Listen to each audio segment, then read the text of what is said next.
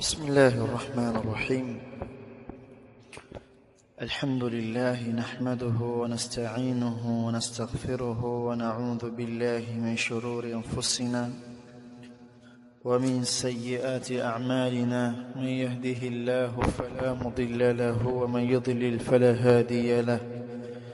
فأشهد أن لا إله إلا الله وحده لا شريك له وأشهد أن محمدا عبده ورسوله. أما بعد يكم حميدي الله سبحانه وتعالى نكم صليا نكم سليم تمويت محمد صلى الله عليه وآله وسلم. katika muendelezo wa hii risala fupi inayohusiana na masala ya al-adabu ash-shar'iyyu. Katika kuendeleza haya anasema mwandishi Allah mhifadhi, famanzilatul adabi adhima, nafasi na manzila ya adabu ni kubwa. Manzila bimaana makana, nafasi yake ni kubwa. ولذلك قال الإمام عبد الله بن المبارك رحمه الله، na kwa ajili hiyo amesema al-Imam Ibn al-Mubarak rahimahullahu ta'ala, man tahawana bil adabi uqiba bihirmani sunan, yote yule ambaye atabeza na kudogosha jambo la adab ataadhibiwa mtu huyu kwa kuharamishiwa, kuzuiliwa katika jambo la sunna. Kwa maana kwamba mtu huyu atakayokuwa mbali na sunna za Mtume sallallahu alaihi wasallam kwa kule kukosa adabu na kuzibeza adabu. Waman tahawana bisunan uqiba bihirmani alfaraid, na atakayebeza sunna akazidharau sunna atadhibiwa mtu huyu kwa kuharamishiwa alfaraid. Nini maana maneno haya? Maana maneno haya, yule ambaye ataacha kushikamana na adab al-adabu ash-shar'iyyu, huyo atakuwa mbali sana na jambo la kushikamana na sunna za Mtume sallallahu alaihi wasallam. Kimwangalia mtu huyu hana isipokuwa anatekeleza alwajibat. Katika upande wa sunan yupo mbali, na kile kitendo cha yeye kuacha sunna ndiyo wa dharia ya kuacha faraid. Ndio maana huwa tunakariri maneno ya wanawachuoni, minhum Sheikhul Islam bin Taymiyyah rahimahullahu ta'ala, juu ya mwanafunzi anapaswa kujiwajibishia mambo ya sunan, kwa sababu sunna ndiyo mlinzi wa faradhi.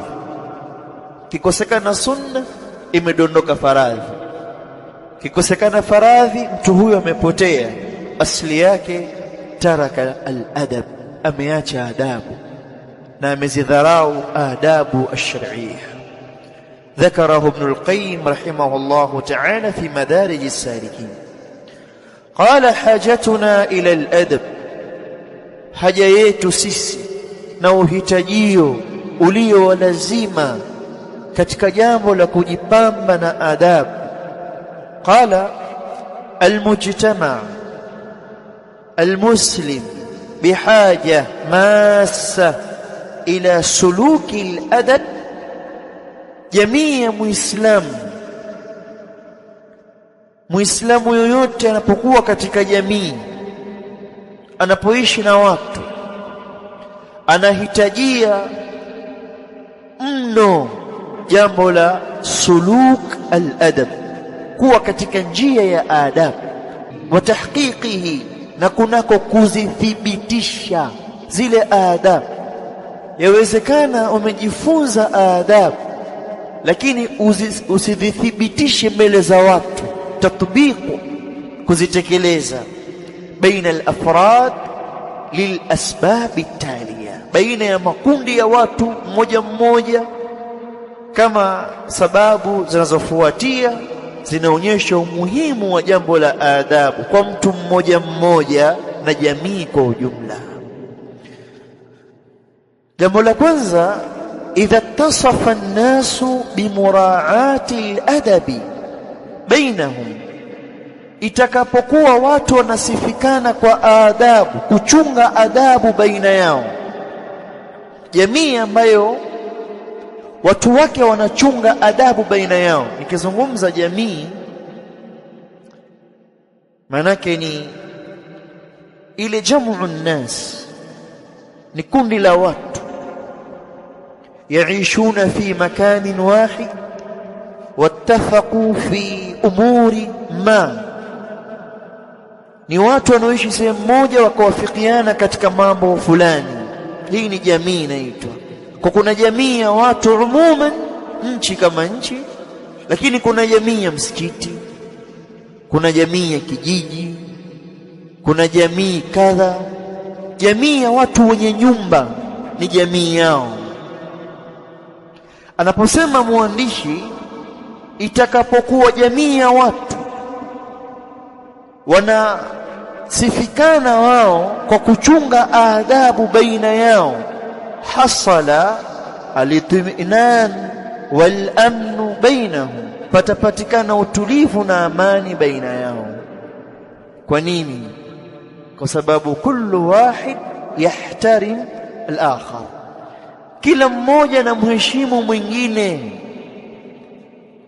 Waliposhikamana na adabu, mdogo akamheshimu mkubwa, mkubwa akamhurumia mdogo. Na haya ni mafundisho ya Mtume sallallahu alaihi wasallam, kama qala alayhi salatu wassalam, laysa minna man lam yarham saghirana wa yuwaqqir kabirana wa la ya'lamu liulamaina haqqa, na wala kawa hajui zile haki za wanawachuoni wetu, huyo si katika sisi. Kwa majamii imejengwa mkubwa amhurumie mdogo, mdogo amheshimu mkubwa, asiyekuwa alim amheshimu alim, aliyekuwa alim amuongoze asiyekuwa alim. Hii ni jamii ya watu ambao wameshikamana na adabu, panapatikana utulivu na amani baina yao. Fahuququhum makfula, haki zao ni zenye kudhaminiwa, wenyewe kwa wenyewe wamedhaminiana haki zao. Wasum'atuhum muhtarama, na zile awsaf, dhikri zao zilizokuwa nzuri, utajo mwema, ni wenye kuheshimika baina yao. Lakini wa makanatuhum mahfudha, na kila mmoja anampa nafasi mwenziwe, amehifadhi nafasi ya mwenziwe. Huyu ni nani? Huyu ni baba. Huyu ni nani? Huyu ni jirani. Huyu ni nani? Huyu ni mwalimu. Huyu ni kadha. Kila mmoja amempa nafasi mwenziwe. Fayatma'innuna ala anfusihim, wanapata utulivu wa nafsi zao. Hii ni jamii ya watu ambao wamezichunga adabu. Ikiwa hali ndo kama hii, tunahitajia adabu sana katika jamii ya Uislamu, hasa jamii ya wale walioshikamana na kitabu cha Allah na sunna za Mtume sallallahu alayhi wa alihi wasallam. Lakini kadhalika miongoni mwa sababu zinazotufanya sisi tuhitajie adabu, al-adabu yanzi'u al-ahqada min suduri an-nas.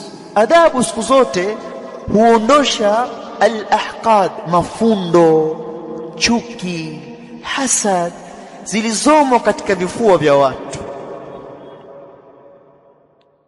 Wanadamu sisi sote tumeumbwa na Allah subhanahu wa ta'ala kupenda mazuri,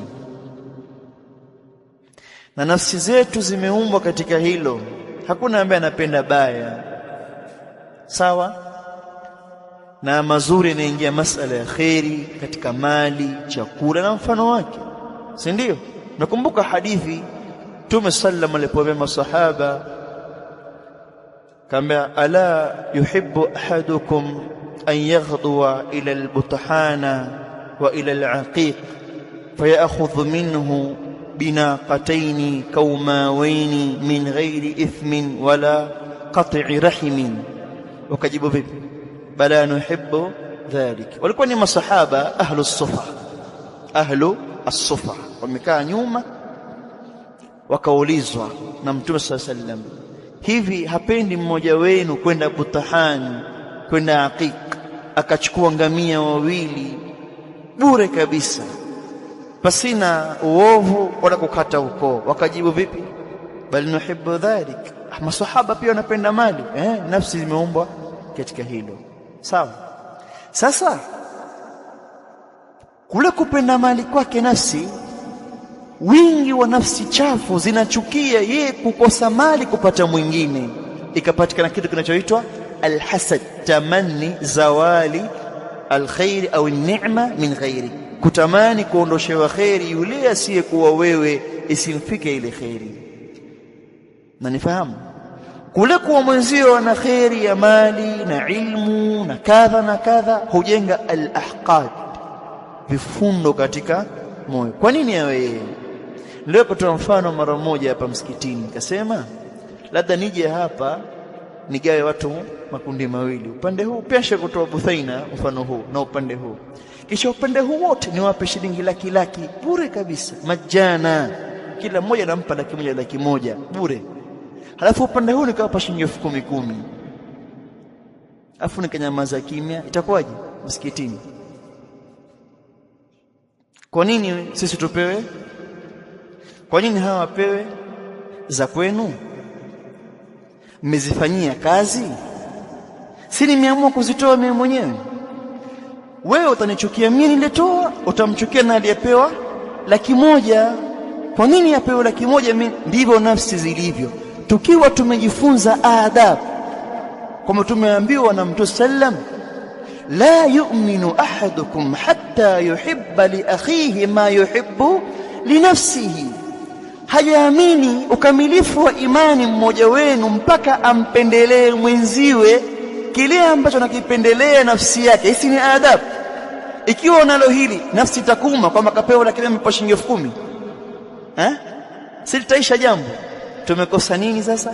Adabu. Na nielewa, kwa tukiwa na adabu, zile ahqadi, vile vifundo vitaondoka. Qala fa idha iltazama an-nasu bil adab ash-shar'iyya, pale ambapo watu talazimiana na adabu za kisheria, safat an-nufus, husafika nafsi kutokana nini? Fasada al-ukhuwa wal-mahabba wal-ulfa al-mujtama', vile vyenye kuharibu udugu, mapenzi, al-ulfa, umoja na mshikamano wa jamii.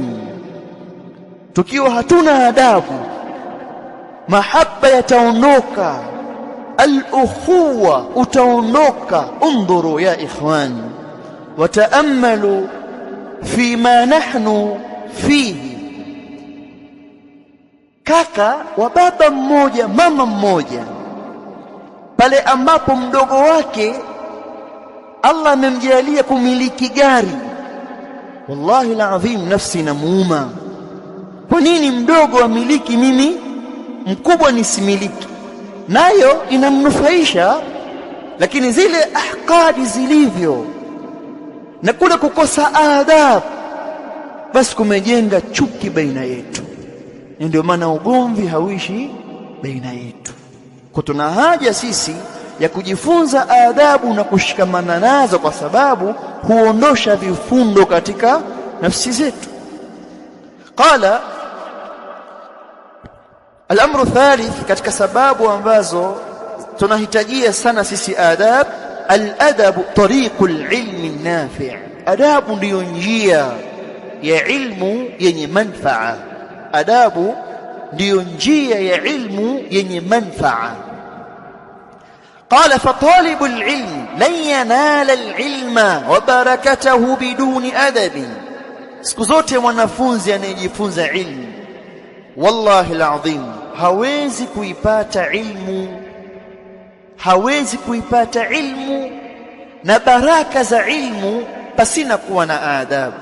Kuna mambo mawili kayazungumza mwandishi rahmatullahi alayhi, hafidhahullah ta'ala, lakini kuna la tatu pia wanawachona nilizungumza. kuna al-ilm, yani talabu al-ilmi. Hili jambo la kwanza, talabu al-ilm, yani khurujuka min baytik wa maji'uka ila hadha al-masjid mathalan tatlubu al-ilma wa kadha wa kadha, hadha talabu al-ilm. Hii ni kutafuta al-ilm, na insha Allah sote hapa ni tulabu al-ilm. hatukuja isipokuwa bi talabi al-ilm au bisababi talabi al-ilm. Hili amru al-awwal. Wal amru athani tahsilu al-ilm, kuipata al-ilm. Yumkin unakuja kuitafuta kisha usiipate, sababu wapo wangapi ambao wanatoka kutafuta maisha pia wasiyapate. Hakadha fi talabi al-ilm, kathirun min an-nas yakhrujuna min buyutihim li talabi al-ilm, lakini hawaipati, lan yasilu wala yatahassal, hawaifiki wala hawaipati ilm. Kwa tahsil al-ilm amru thani. Wal amru thalith barakatu al-ilm, baraka ya al-ilm. Sasa yumkin mtu hana adabu, Allah azza wa jalla amempa kipawa cha hifdhi kali, sawa, akawa amedhibiti mambo mengi, ametafuta ilmu kisha akaipata al-ilm, lakini upande sasa wa baraka ya elimu ikosekane kwa sababu ya suul adab, ile makana. Kwa sababu miongoni mwa alama za baraka ya ilmu ni kabuli, kupata kabuli baina yadai nnas, mbele za watu. Tunahukumu sisi kabuli ya Allah subhanahu wa ta'ala kwa ulama, kwa kule kushuhurika mbele za watu kuwa na tawadhu kwa wao. Mathalan Sheikh Al-Albani rahmatullahi alayhi, namna ambavyo ameshuhurika katika masala ya hadithi kwa sababu ya kabuli ambayo ameipata. Tusema alikuwa na adabu katika jambo la kutafuta ilmu, ni baraka ya al-ilm. Sasa hivi tustafidi kwa vitabu vyake, sawa, huyu amepata baraka ya al-ilm. Lakini mwingine amesoma, amedhibiti masail, asishuhurike kwa sababu rifa anampa Allah subhanahu wa ta'ala, kama qala jalla fi ula, wa rafa'na laka dhikrak, na tukainua Muhammad utajo wako kwa sababu ya adabu aliyokuwa nazo. Allah kamuinua utajo wake. Hakadha ulamauna, Allah aliinua utajo wao bisababi ilmihim, kwa sababu ya ilmu zao, barakati ilmihim, na kwa baraka ya ilmu zao walizokuwa nazo. Kwa yawezekana kwa adabu mbaya uliyokuwa nayo umehifadhi, una maalumati, lakini usipate rifa mbele ya Allah subhanahu wa ta'ala, sababu Allah huwainua wenye ilmu. Yarfa'illahu alladhina amanu minkum walladhina utul ilma darajat.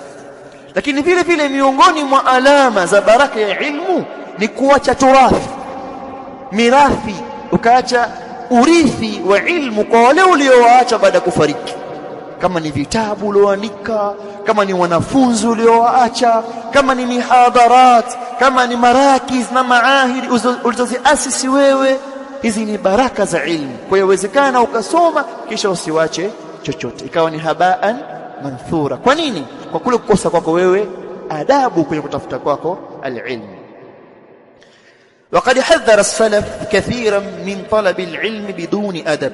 ومتهذريش السلف wingi wa tahadhari katika jambo la mtu kuitafuta ilmu pasina kuwa na adabu, bali wao walionelea kwamba kuna haja kubwa ya kuwa na adabu kuliko jambo la al-ilm. Qala al-Imam Ibn al-Mubarak rahimahullah ta'ala, nahnu ila qalilin min al-adab ahwaj minna ila kathirin min al-ilm. Sisi kupata walau adabu kidogo tukajifunza hili twalihitajia zaidi kuliko kuwa na ilmu kubwa afu tusiwe na adabu. Umeelewa? Yani sisi anasema kunako hata kama ni adabu kidogo tufunzwe, kwetu hili lahitajika zaidi kuliko kuwa na ilmu kubwa kisha isiwe na adabu. كذلك الإمام الحجاج بن أرطة رحمه الله نتوانبيا إن أحدكم إلى أدب أمكنها يا مومن إن أحدكم إلى أدب حسن أحوج منه ila 50 haditha, hakika ya mmoja wenu kuna kwa adabu moja iliyo nzuri kuijua na kuifahamu na kuifanyia kazi, anahitajia zaidi kuliko kuhifadhi hadithi 50 kisha akawa hana adabu. Huyo hana faida yoyote mbele za watu. Kadhalika al-Imam Ibrahim ibn Habibi ibn al-Shahid rahimahullah ta'ala anatuambia, qala li abi, aliniambia baba yangu mimi, ya bunayya iti al-fuqaha, ewe mtoto wangu nenda kwa mafuqaha, wale wenye ilmu, al-fuqaha wenye fiqh wal ulama, wataallam minhum, na ujifunze kutoka kwa wao. Kisha kamwambia, wa khudh min adabihim, na chukua katika adabu zao, wa akhlaqihim, na zile tabia zao, wa hadihim, na miongozo yao. Kadhalika al-Imam az-Zuhri rahimahullah ta'ala katika yale aliyosema anatuambia, kunna na'ti al-alima fama nata'allamu min adabihi ahabbu ilayna min ilmi, sisi tunamjia mwana wa chuoni katika yale tunayojifunza katika adabu zake, yale ambayo tunajifunza katika adabu zake yapendeza zaidi kwetu kuliko ile ilmu yake. Ndio maana mwanafunzi anatakiwa amchunge mwalimu wake, zile akhlaqi zake zilizokuwa nzuri, kisha ajifunze kutoka kwake na ashikamane nazo. Wallahi kuna maneno mengi ya wanawachuoni rahmatullahi alayhim katika jambo la adabu. Kwa kumalizia maneno ya al-Khatib al-Baghdadi rahimahullahu ta'ala katika jambo la wanafunzi kuwa na adabu, anatuambia alwajibu an yakuna talabatu al-hadithi akmala an-nas adaba, kinachowajibika kwa yule mwenye kutafuta hadithi ni talibul ilm, kinachotakana kwake yeye awe mkamilifu zaidi ya watu kwa adabu. Yani wewe na asiye kuwa wewe lazima kuwe na tofauti kimazungumzo, kivitendo. Ikiwa wewe unatukana watu na asiye kuwa talibul ilm anatukana watu, fama alfarqu bainaka wa bainahu, aina at-tamyiz bainaka wa bainahu, iko wapi kipambanuzi baina wewe talibul ilm na aliyekuwa mtu jahil? Allah subhanahu wa ta'ala aba an yusawwiya baina al-jahil wal-alim, qul hal yastawi alladhina ya'lamuna walladhina la ya'lamun. Na wewe unakataa sasa, unajiweka sawa sawa na wao. Allah amekataa aliyekuwa na ilmu hawezi kuwa sawa na asiyekuwa na ilmu, lakini wewe umejiweka sawa na wao. Wao hawana adabu na wewe huna adabu. Sasa ni aibu kumkuta talibul ilmi abishana na mtu, kakaa hapo wewe. Umeelewa? Sapita jiani huko, umemkosea mtu Musa bahati mbaya, wachezea tusi, kifungwa kioo mwanafunzi wako, unafanyaje? Unafunga kioo na unaenda zako, si ndio? Unasema huyu anajiekti adabu akiwa wapi? Msikitini. Kwa sababu miongoni mwa adabu ni tahammul, ni kuvumilia maudhi. Watu wanaudhi. Al-Imam Ibn al-Qayyim rahimahullah ta'ala kwenye Zadul Maadi alipata zile maratibul jihad, mwisho akasemaje? Wa an yujahidaha ala as-sabri wa adha al-khalq, ay lazimisha nafsi yake kufanya subra na maudhi ya viumbe. Viumbe vinakera, na nakwambieni walimu wanawafanyia subra zaidi wanafunzi wao kuliko wanafunzi kuwafanyia subra walimu wao. Yaani wanafunzi wanakera, wanafunzi wanakera. Ndio maana panapatikana adabu kupigwa bakora, au sio? Sababu wana maudhi wanafunzi. Lakini wanafanya tahammul, mwalimu anakuvumilia. Wewe mbona huvumilii kuwavumilia wanafunzi wenzio? Kuna nini? Kuna suu al-adab. Lazima papatikane husnu al-adab. Naam. Kuna maneno mengi wanawachuoni katika jambo la kuhimizwa jambo la tutayaona baadhi ya maneno hapa. قال الإمام البوشنجي أبو عبد الله محمد بن إبراهيم بن سعيد شيخ أهل الحديث في زمن الفقيه المالكي أسمى من أراد العلم yoyote anayetaka ilmu anakusudia mimi niwe na elimu. Sami'ta khatiban yakhutubu ala al-minbar, ulimsikia khatibu akitoa hutuba juu ya mimbar, ukapata shauku na hamu. Sawa, ukapata shauku na hamu, ukapata ghibta. Walaysa ghibtatun illa fi ithnatayn huma al-ilmi wal-hikami. Kasema mimi niwe kama yule. Sasa nakusudia kusoma, man arada al-ilma wal-fiqha, na fiqhi kama nijue masala ya dini, fiqhi ya dini nijue. Man arada al-ilma wal-fiqha bighairi adabin faqad iqtahama an yakdhiba ala Allah wa rasuli, huyu kwa hakika amejiingiza kunako kumsemea Allah uongo na mtume wake Muhammad sallallahu alayhi wa alihi wasallam. Siku zote ukiwa huna adabu utamsemea Allah uongo, utamsemea mtume wake Muhammad sallallahu alaihi wasallam uongo. Kwa nini? Miongoni mwa amaratu su'il adab al-kadhib, miongoni mwa alama kubwa za utovu wa adabu ni uongo, na wala hujali, na hali ya kuwa jambo la uongo ni tabia mbaya mno, au sio? Sasa wanafunzi anakuambia, ustadhi nakuomba udhuru leo, unajua kuna kadhia 1 2 3, muongo. Wengine tunakamata wale uongo wao. Sana muangalia tu basi, atembea asalimiana naye, jamaa akanipiga kamba kanidanganya, sababu sema uongo, tabia mbaya. Qala al-Imam Muhammad bin Muslim az-Zuhri rahimahullah kalam jayyid wallah, law nada munadi min as-samaa anna al-kadhiba halala sema ma kadhabtu. Maneno Muhammad bin Muslim az-Zuhri at-tabi'i. Law nada munadi min as-samaa, law kama atalingana mwenye kulingana kutoka mbinguni, anna al-kadhiba halali, kwamba uongo leo ni halali, sema kadhabtu, nisingelisema uongo. Na mmoja baadhi ya riwaya, taraktuhu tanazzuan, ningeliuacha uongo hali ya kujitakasa. Lakini pia umekatazwa, iyyakum wal kadhib fa innal kadhiba yahdi ila al-fujur wa innal fujura yahdi ila an-nar ila akhiri al-hadith. Uongo atamsemia Allah na mtume wake uongo. قال بكر أبو زيد في حلية طالب العلم صفحة مذكورة: لقد تواردت موجبات الشرع، وحقيقة pamekuja yanawajibisha kisheria, ala anna at-tahalli bimahasin al-adab, juu ya kwamba jambo la kujipamba kwa tabia nzuri, wa makarimil akhlaqi, na tabia njema, simatu ahli al-islam, ni alama ya waislamu. Kujipamba kwa adabu nzuri na tabia njema, hii ni katika nini? Ni katika alama za Uislamu. Uislamu kwanza ni tabia njema na adabu zilizokuwa nzuri, na ndivyo alivyokuwa mtume sallallahu alayhi wa alihi wasallam. Undhuru ila ma kanat alayhi as-sahaba radiyallahu anhum.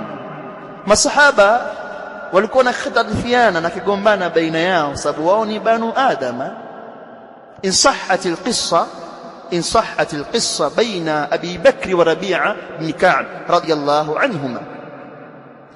إن صحت القصة، كما سي قصة كتجا baadhi ya wanawachuoni kulitokea mzozo baina ya Rabi'atu ibn Ka'b na Abu Bakr radhiyallahu anhu, masala ya maeneo ya ardhi.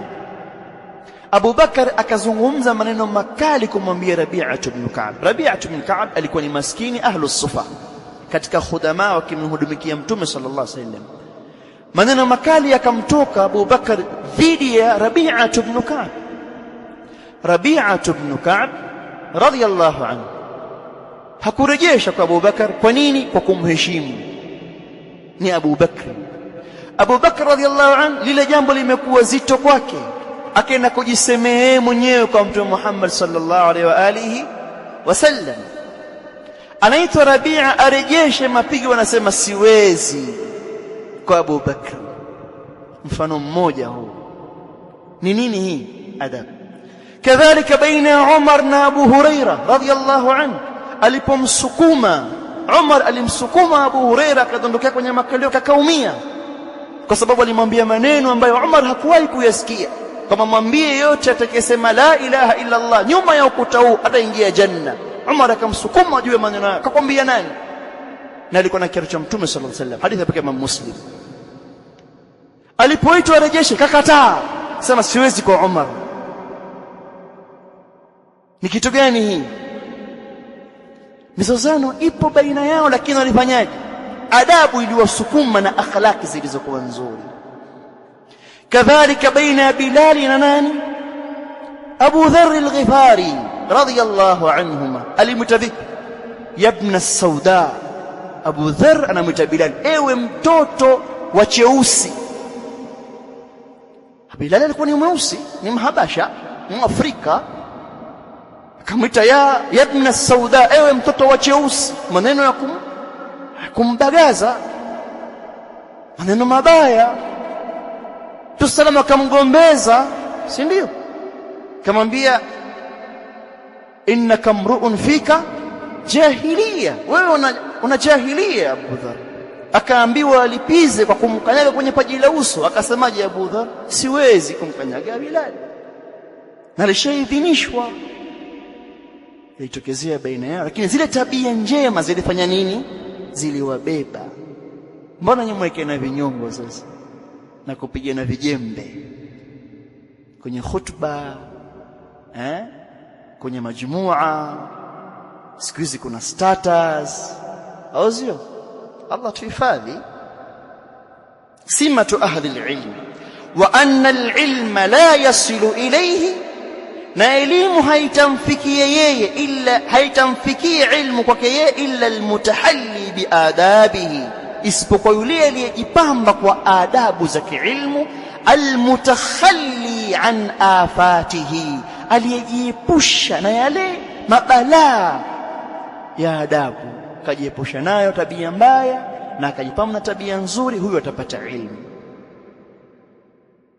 Sasa kijiona, mbona sifahamu sarfu, mbona sifahamu nahwu, kila siku ajurumia hiyo, aenda ajurumia akarudi, aenda akarudi, sio? Haya, tufungua Durarul Bahia, fiqh hiyo Imam Shaukani mpaka ushamzoea, fiqh haiendi. Hebu jiangalia, unazo adabu? Lakini wewe ni muovu baina yako na babako, baina yako na mama yako, utapata wapi ilmu? Baina yako na wanafunzi wenzako. Allah tuhifadhi. Faladabu, jambo la adabu muhimu jidda, ni muhimu mno. Jambo la adabu ni muhimu mno lilfardi, kwa mtu mmoja mmoja, walilmujtama, na kwa jamii kwa ujumla, wa khasatan talibal ilm, na hasa mwanafunzi anatakiwa awe na adabu, mazungumzo yake, vitendo vyake, hali zake zote. Qala maratibul adab, martaba za adabu. تتفاوت مراتب الأدب بحسب المتأدب معه أو المتأدب معه. hutofautiana zile martaba za adabu kwa sababu ya yule ambaye wewe unakuwa na adabu na yeye. Hii adabu unamfanyia nani? Hutofautiana baina ya huyu na yule. Qala falaysa al-adabu ma'a Allah kal-adabi ma'a anbiya'ihi, adabu kwa Allah si sawa na adabu kwa mitume yake. Adabu ya Allah inakuwa ipo juu zaidi kuliko adabu kwa mtume wake au kwa mitume yake. Walaysa al-adabu ma'a rasulillah kal-adabi ma'a sa'iri an-nas, adabu pamoja na mtume sallallahu alayhi wasallam si adabu pamoja na watu wengine. Yeye nafasi yake ni ya juu, ndio maana walikatazwa baadhi ya masahaba kumwita jina lake tu basi, ya Abul Qasim, ya Muhammad, wala mwita ya Rasulullah, ya Nabii Allah. Tunapotafsiri Qur'ani al-Karim tukapita kwenye aya tukataka kufanya i'rab, fano khuliqal insanu, neno khuliqa hatusemi ni fi'lun mabniy lilmajhul, au tusema hivi, tusema ni mughayyaru as-sigha au ma la yusamma fa'iluhu. pamoja na kwamba kitendo ni majhuli. Watu wa lugha wananifahamu. Neno majhuli hakutajwa fa'il, lakini Allah sio majhul, Allah ni maqul. Sawa? Huwezi kusema khuliqal insanu, aliumba mwanadamu, aina fa'il. Huwezi kusema mabniun lilmajhuli, huna adabu. Unasema hadha alfi'lu mabniun, imejengwa fi ma la yusamma fa'ilu au mughayyaru as-sigha, imebadilishwa sigha yake. Lakini kama binadamu, dhuriba aliyun, alipigwa Ali, aina ad-darib, majhul. Hii ni adabu pamoja na Allah subhanahu wa ta'ala. Walaysa lit-ta'amul ma'a an-nasi adabun wahid, na hawa watu kutaamal nao hakui kwa adabu aina moja, bal lilwalidaini adabun khas, wazazi wawili wana adabu yao maalum. Unapozungumza na wazazi wako wawili kuna adabu maalum. Mpaka kina Imam Ibn Sirin, kina Khatib al-Baghdadi wanatuambia walivyokuwa wakizungumza na wazazi wao walikuwa hawainui vichwa vyao, wakiinamisha kichwa, si ndio? Tukisoma sasa hivi nakuaje, mtoto na babake, subiri kwanza, usiendelee baba, usiendelee kwanza, subiri kwanza, wewe hujafahamu kadhia, subiri kwanza baba, usivamie. Mtoto mwambia nani? Babake. Sasa wewe ulipeleka kuhukumu kesi, washangaa upeleka kichwa hivi na hivi, sasa hujui hukumu vipi? Baba na nyamaza kimya, asubiri mwanae kwanza aseme kadhia ilivyokuwa. Allah tuhifadhi. Walil ulamai, na wanawachuoni, wal kibari, na watu wazima waliozidi umri, adabun khas, wana adabu zao maalum. Unapozungumza na wanafunzi wenzio sivyo unavyotakiwa kuzungumza na walimu wako na wanawachuoni.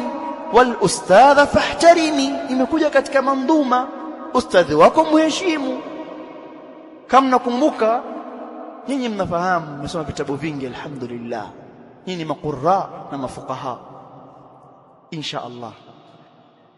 Ile kisa ya Abdullah bin Mas'ud na Abu Musa al-Ash'ari kuhusu ile hilaq, watu walikuwa msikitini hilaq, sabbihu Allah 100. Nakumbuka Abu Musa al-Ash'ari alikwenda alfajiri nyumbani kwa nani? Abdullah bin Mas'ud radhiyallahu. Akakuta watu wamekaa wapi? Nje. Yeye ana jambo la kumwambia, alimgongea mlango au alisubiri? Alisubiri. Kwa man huwa Abdullah bin Mas'ud wa Abu Musa al-Ash'ari? Kilahuma sahabi, wote ni masahaba, lakini usahaba wao tofautiana manzila. Abu Musa si Abdullah bin Mas'ud. Hakuna kugonga mlango, hii ni adabu. Bali Abdullah bin Abbas radhiyallahu anhuma akienda kusoma kwa wanawachuoni wa kisahaba, hukaa milangoni akasubiri. Masahaba wakitoka wanamuona Abdullah bin Abbas, wanamwambiaje? Usije, wewe ni nani? Wewe ni ahlu baiti rasulillah, manzila yako ni yeye. Anambia pana, mimi talibul ilm. Sio, mnanifahamu? Hii inavyokuwa baina ya huyu na huyu, wote ni masahaba, lakini walijua zile nafasi zao. Mkisoma katika Hudaybiyah, katika ile mkataba wa Hudaybiyah, yule bwana alikuwa sifia masahaba, anasema walikuwa hawamwangalii tu salamu hivi, yani kumwangalia hivi macho makavu, walikuwa hawawezi. Bali Abdullah bin Amr bin al-As radhiyallahu anhu mpaka anakufa anasema, ukiniambia nisifie mtume alikuwa siwezi, sijui, sababu sikuwa nikimwangalia hivi, siwezi kumwangalia moja kwa moja hivi, kama nisifie alikuwaje sijui. Umeelewa? Allah tuhifadhi. وهكذا نهيفو هيفو وكذلك للتعامل مع النفس أدب ما آداب pamoja na kutaamala nafsi yako kuna adabu yake. Famaratibu al-adabi 4, martaba za adabu ni 4. Al-adabu ma'a Allah, al-adabu ma'a rasulillah, al-adabu ma'a an-nas, al-adabu ma'a an-nafs. Hizi maratibu al-adab, no martaba za adab walizozitaja wanawachuoni rahmatullahi alayhim.